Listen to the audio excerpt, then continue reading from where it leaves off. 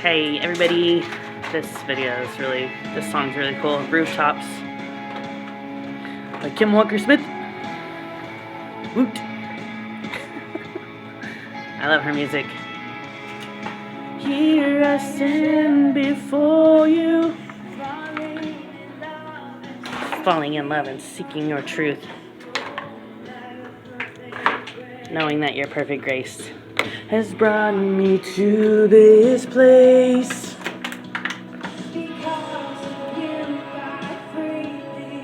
Because of you, I freely live my life to God I give. So I stand before you now. My voice set me, because you set me free. Yeah. So I shout out your name from the rooftops. I proclaim that I am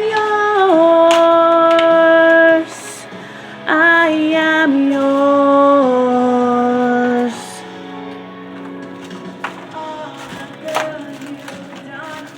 All the good you've done for me, I lift up my hands for all to see. Only one that brings me to my knees, to share this love across the earth, the beauty of your holy birth. Kneel before you. So I kneel before you, God. Lift my hands, set me free. So I shout out your name from the rooftops. I proclaim that I am yours. I am yours. All that I am, I place into your loving hands, 'cause I am yours. I am yours. Here I stand with arms wide open to the one, the everlasting God, the everlasting God. Here I am, I stand with arms wide open to the one, the everlasting God, the everlasting God. Yeah. She's in Northern California. You know, I randomly discovered this lady, Kim Walker-Smith, when I went to a prophecy conference at Chino Hills, Calvary Chino Hills, when I was in California. Went to a prophecy conference. They sang the song Revelation Song. So I looked that up on iTunes, and she had a version of herself singing that song. And I was like, wow, she has a really cool voice. So then I looked up all of her other songs, and I had them on my iPod for like forever, like 15 years. Well, I had my iPod until like, I think it was 2 years ago. I had some kittens, and they broke my iPod. So that's kind of sad. But before that, I had it on my iPod for like forever. But I remember riding my bike around California, jamming out to her songs. Especially I Have Found by Kim Walker. That's a really good song. But this song is all about, don't be ashamed that you're Christian. Don't be afraid to tell people that you're Christian, you know? Yeah, you might get spiritually attacked. You might get some spiritual warfare. Who cares? Paul said, if I were still trying to please men, I would not be a servant of Christ. So, it's hard to do both. It's hard to please people and please God.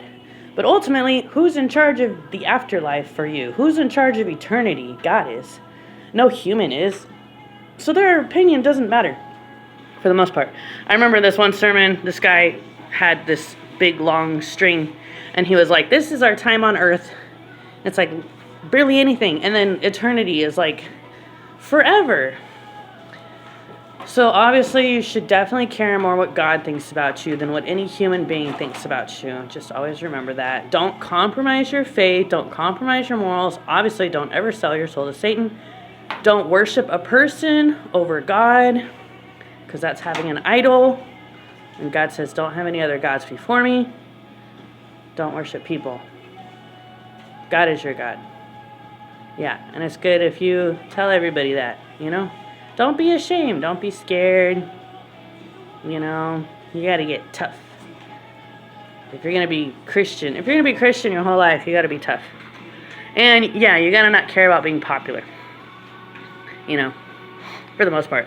Like, Jesus was popular, but some people hated him. So, like, you might be popular amongst a certain group, but then other people will hate you. But you just have to, like, deal with that and not care. You just have to not care.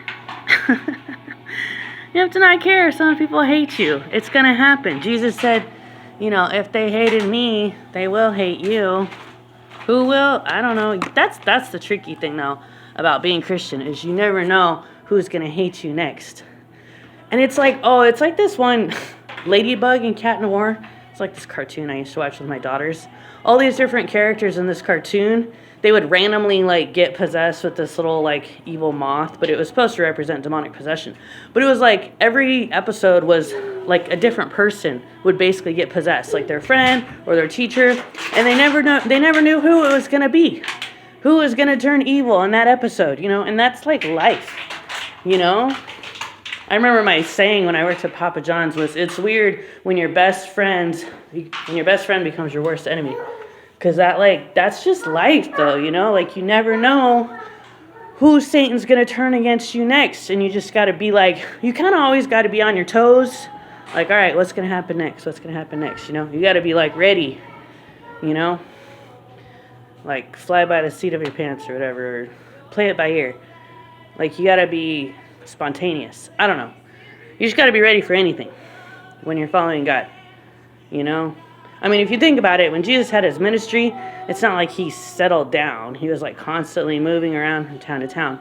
Same with in Acts, the disciples constantly moving around, constantly getting kicked out of cities or put in jail or stoned or beaten.